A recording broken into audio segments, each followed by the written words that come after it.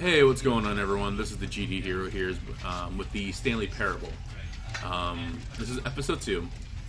We technically beat the game in the first run through, but as the narrator suggested that there was much more to the game than just getting to the end. So here we are again. I'm going to try to see what kind of puzzles we can find in here. Let's get this going. It seemed pretty straightforward, but as obviously the narrator suggested, there is much more than what the initial perception led us to believe. So looking forward to finding all there is to find. Hopefully it doesn't turn out to be a horror game, like jump scares and shit. I don't think so. I haven't really read anything about this game as far as like the different puzzles and whatnot. But there was some pretty, like, they had opportunities for it, like, but I think this is mostly just going to be a puzzle game. This is the story of a man named Stanley. Stanley worked for a... Alright. I'd already seen this. Same thing every time. At least, I believe so. Alright, so we're going to walk out here. He's going to be surprised that there's no one actually here at work other than himself. All of his co-workers were gone. What could it mean? Stanley decided to go to the meeting room. Perhaps he had simply missed a memo. No matter how hard Stanley looked, he couldn't find a trace of his co-workers.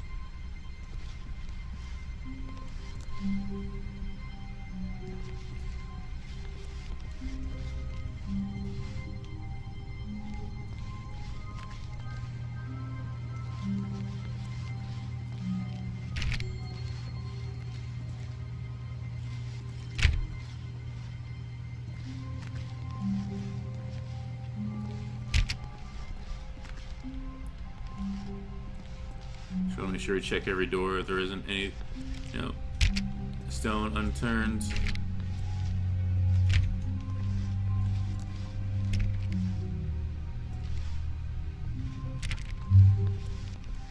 When Stanley came to a set of 2 open doors, he entered the door on his left. No, we didn't. This was not the correct way to the meeting room, and Stanley knew it perfectly well. Perhaps he wanted to stop by the employee lounge first, just to admire it.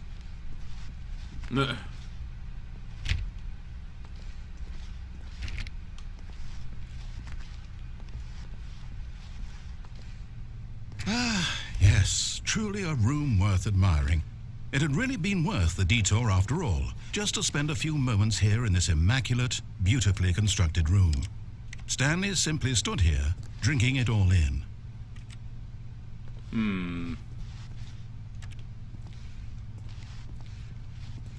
But eager to get back to business, Stanley took the first open door on his left.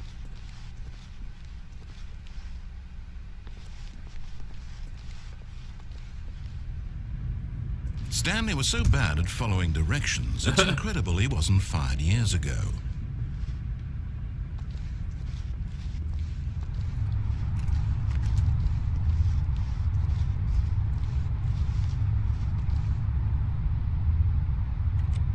Penalty for jumping off cargo lifts.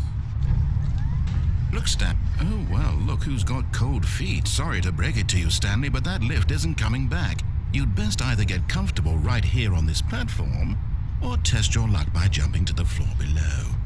You know what? Looking at it now, it's not that far to the bottom floor. I bet you can make it. Oh, jeez. Okay. Come on. I'm sure you'll survive the jump. Don't tell me you're scared. That's not the Stanley I know. Do it! Do it! Do it! Do it! Do it! Do it! Do it! Advocating suicide, are we?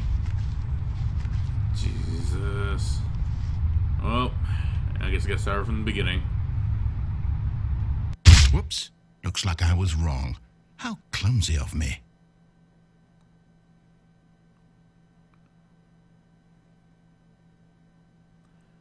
Alright, death counter number 1. Ding. Let's start it over. Someone was following Stanley. He was sure of it. If he checked over his shoulder now, he would surely catch them. It was only a matter of time. Oh, don't do that shit to me, man. Damn it.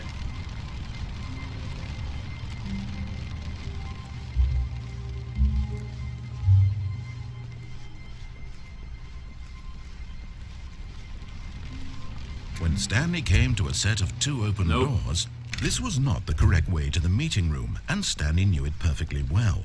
Perhaps he wanted to stop by the employee lounge first, just to admire it. Yeah, just to admire it. Wow. Yes, this room. What a beautiful room. What a gorgeous, gorgeous room. Thank goodness Stanley had taken this detour on his way to the meeting room. Life without having experienced this room was now too horrible even to consider.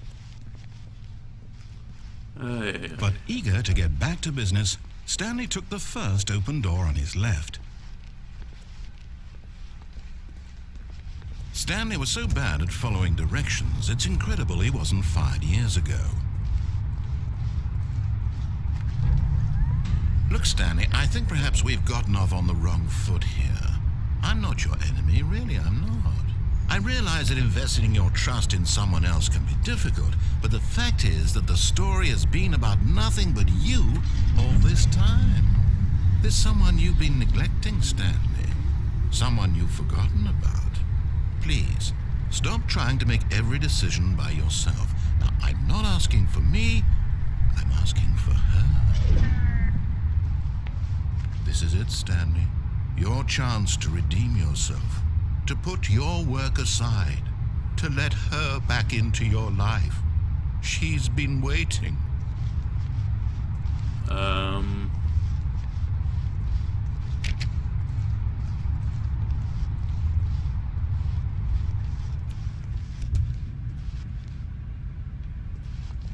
Oh, Jesus. Alright, into the dark room. That's her, Stanley. You need to be the one to do this, to reach out to her. If you can truly place your faith in another, then pick up the phone. Alright.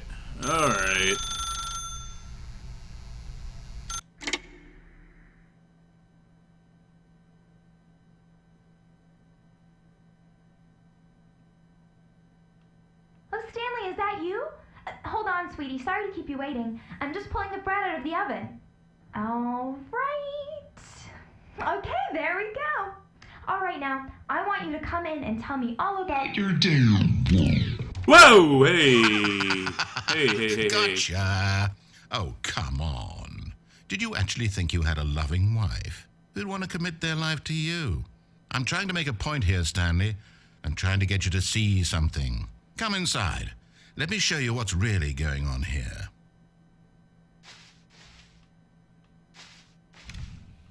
Dumbass mannequin. This is a very sad story about the death of a man named Stanley.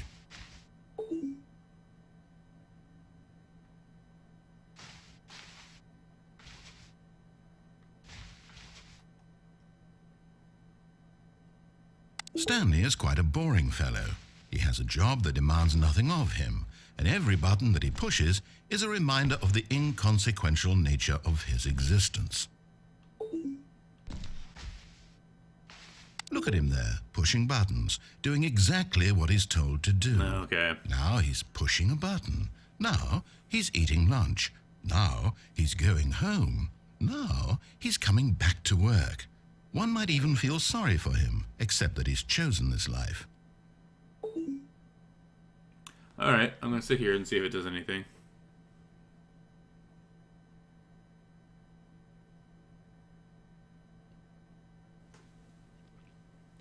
Holy. Alright.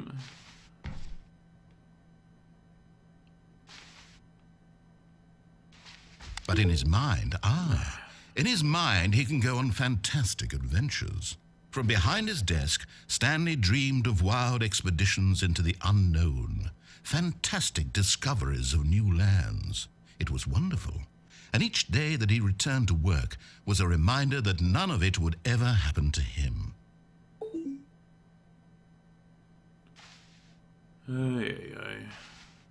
And so he began to fantasize about his own job.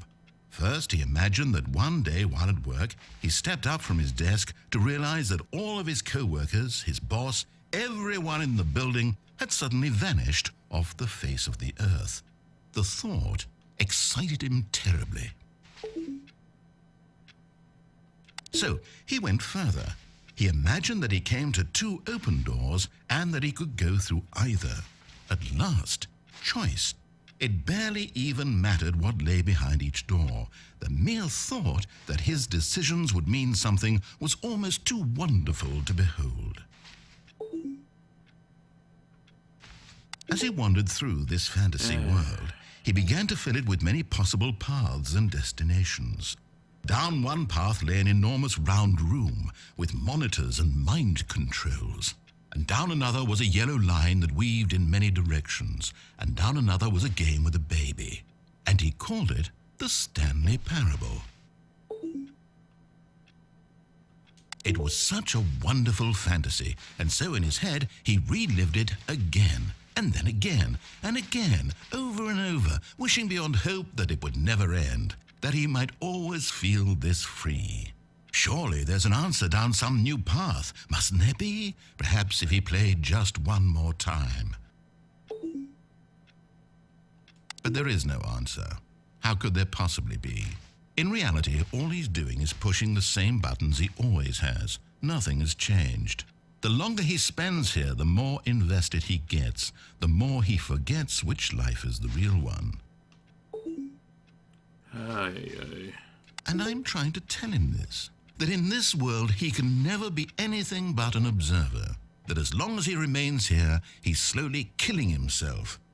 But he won't listen to me. He won't stop. Here, watch this. Stanley, the next time the screen asks you to push a button, do not do it.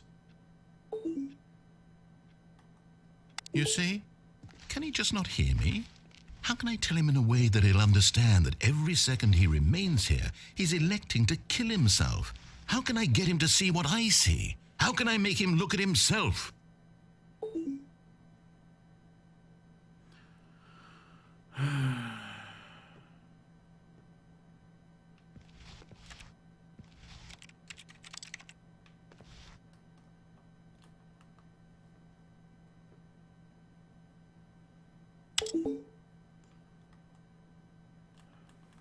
Trying every button. I suppose I can't, not in the way I want him to. But I don't make the rules. I simply play to my intended purpose, the same as Stanley. We're not so different, I suppose. I'll try once more to convey all this to him. I'm compelled to. I must. Perhaps, well, maybe this time he'll see. Maybe this time. And I tried again, and Stanley pushed a button. And I tried again, and Stanley pushed a button. And I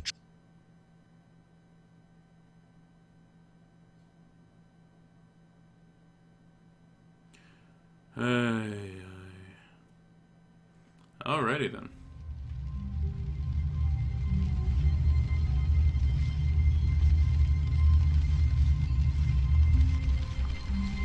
All of his co-workers were gone.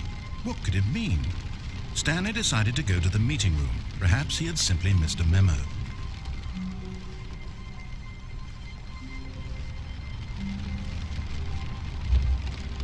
No matter how hard Stanley looked, he couldn't find a trace of his co-workers.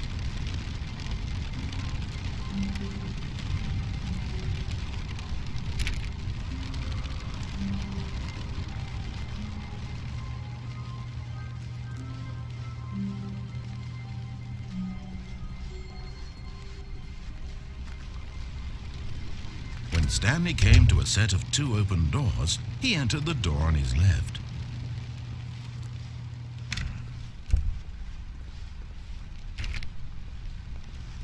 We're actually going to follow directions here for now.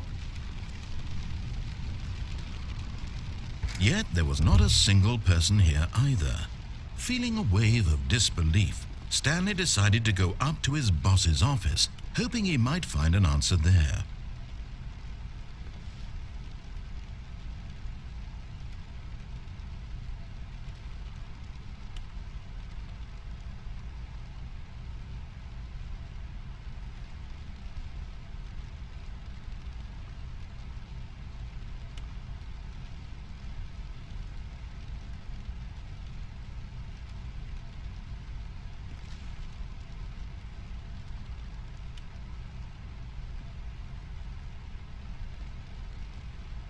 Jeez.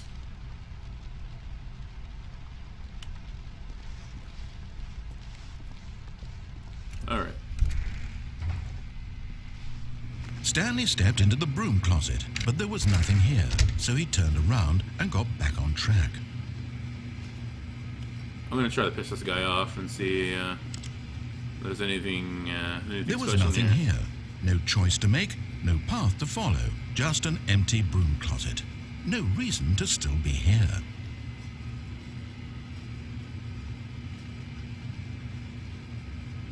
It was baffling that Stanley was still just sitting in the broom closet. He wasn't even doing anything. At least if there was something to interact with, he'd be justified in some way. As it is, he's literally just standing there doing sweet FA. Yep, that's me. Are you really still in the broom closet? Yep. Standing around doing nothing? That's me. Why? Please offer me some explanation here. I'm genuinely confused. Because we want to. You No do other reason. realize there's no choice or anything in here, right? If I'd said Stanley walked past the broom closet, at least you would have had a reason for exploring it to find out. But it didn't even occur to me because literally this closet is of absolutely no significance to the story whatsoever. I never would have thought to mention it.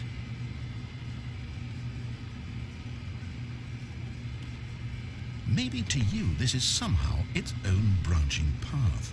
Maybe when you go talk about this with your friends you'll say, "Oh, did you get the broom closet ending? The broom closet ending was my favourite." I hope your friends find this concerning.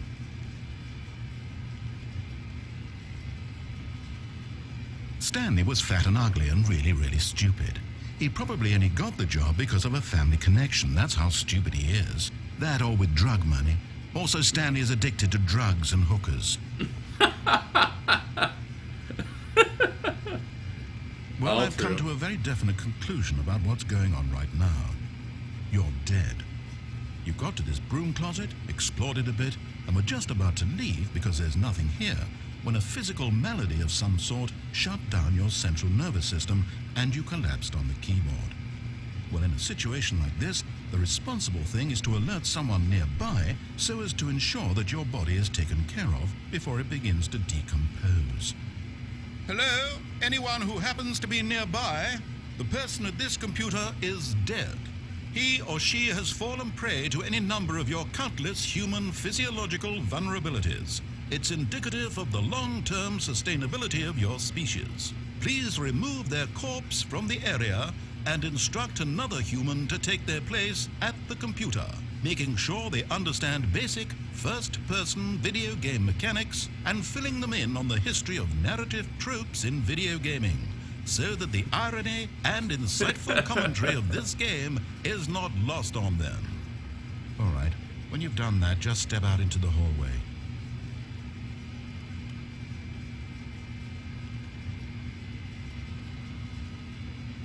Let me see if he says anything else, and then we'll step out. I'm pretty sure he's gonna kill me. Almost 100% certain. Death is on the other side of that door.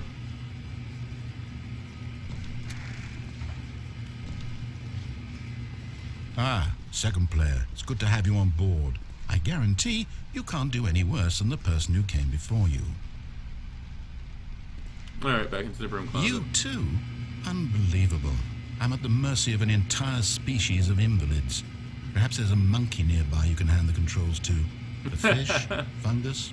Look, you can hammer out the details. I'm not particularly picky. I'll just be waiting for when you're ready to pick up the story again. Yeah.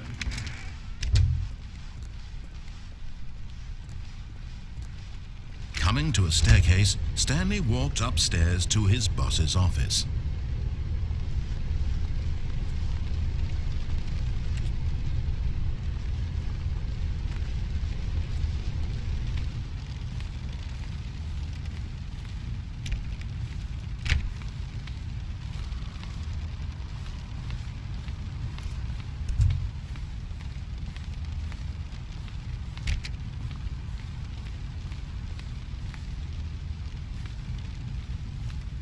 Stepping into his manager's office, Stanley was once again stunned to discover not an indication of any human life.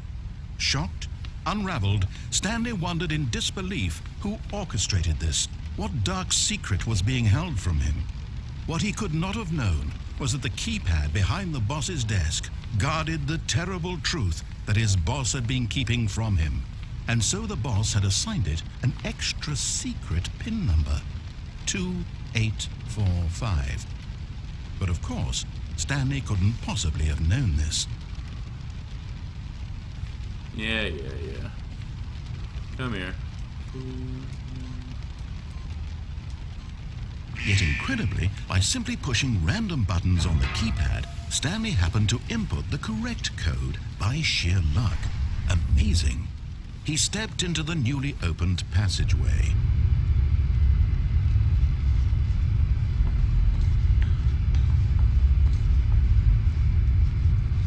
Alright, we kind of got this ending before. I'm gonna see if there's any other routes down here.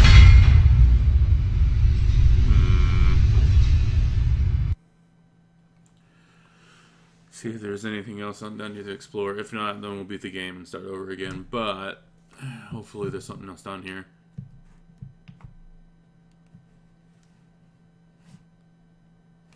Descending deeper into the building, Stanley realized he felt a bit peculiar. It was a stirring of emotion in his chest, as though he felt more free to think for himself, to question the nature of his job. Why did he feel this now, when for years it had never occurred to him? This question would not go unanswered for long.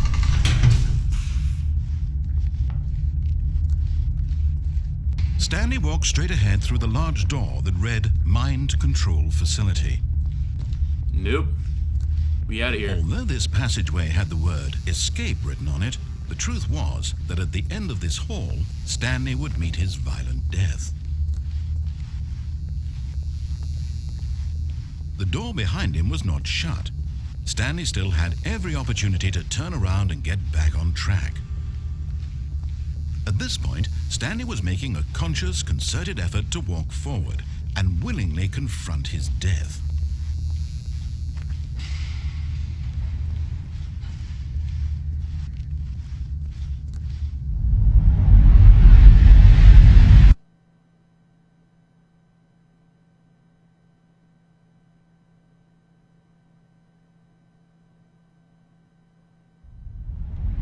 Yeah.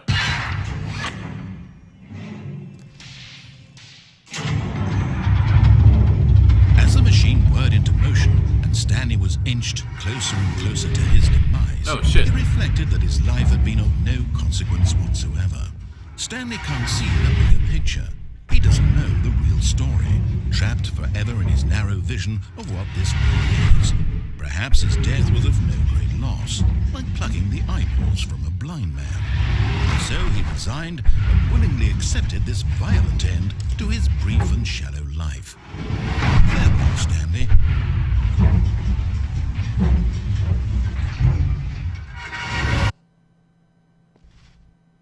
"Farewell, Stanley," cried the narrator, as Stanley was led helplessly into the enormous metal jaws. In a single visceral instant, Stanley was obliterated as the machine crushed every bone in his body, killing him instantly. Oh. Okay.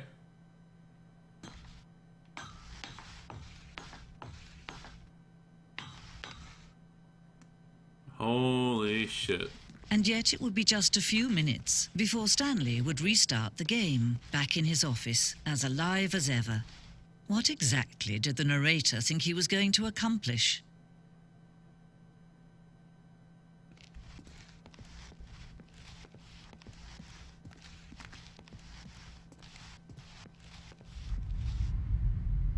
When every path you can walk has been created for you long in advance, death becomes meaningless, making life the same.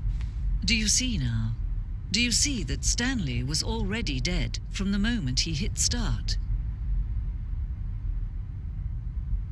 Well, shit.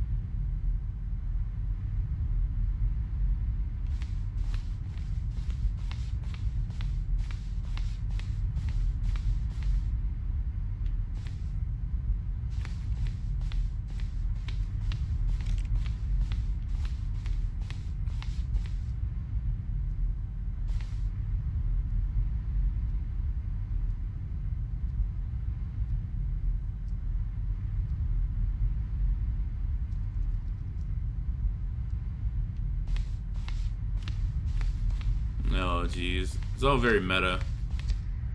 There's the goddamn... Okay.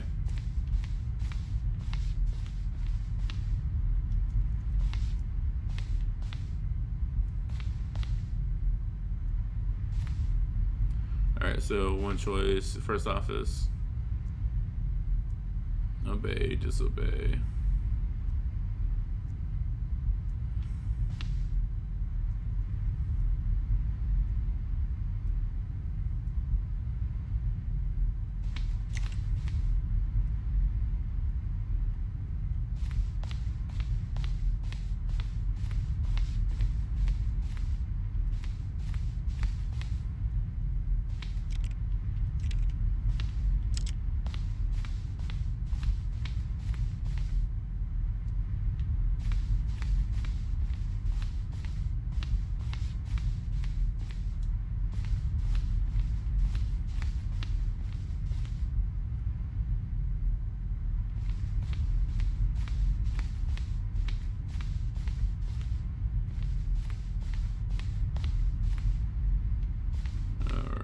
Freedom ending.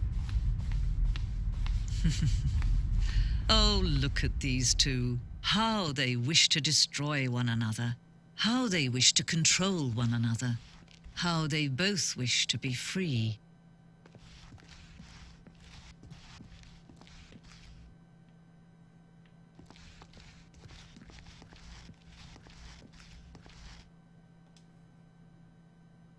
Can you see? Can you see how much they need one another? No, perhaps not. Sometimes these things cannot be seen. But listen to me. You can still save these two. You can stop the program before they both fail. Push escape and press quit. There's no other way to beat this game. As long as you move forward, you'll be walking someone else's path. Stop now and it'll be your only true choice. Whatever you do, choose it. Don't let time choose for you. Don't let time... Ooh.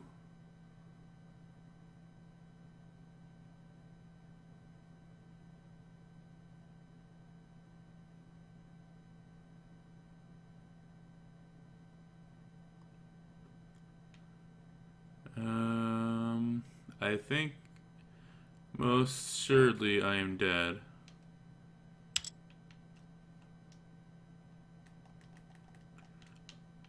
Almost permanently this time. Alright guys, so I didn't get to go through all the puzzles that I wanted to, but I'm going to get back to that in the next episode when we actually get back to this game. Pretty trippy stuff. If you like this, you want to see more videos like this, please comment below, subscribe, tell your friends, tell your mom's friends, whatever. I'm going to go to bed now, and I'll have another episode out soon. Bye.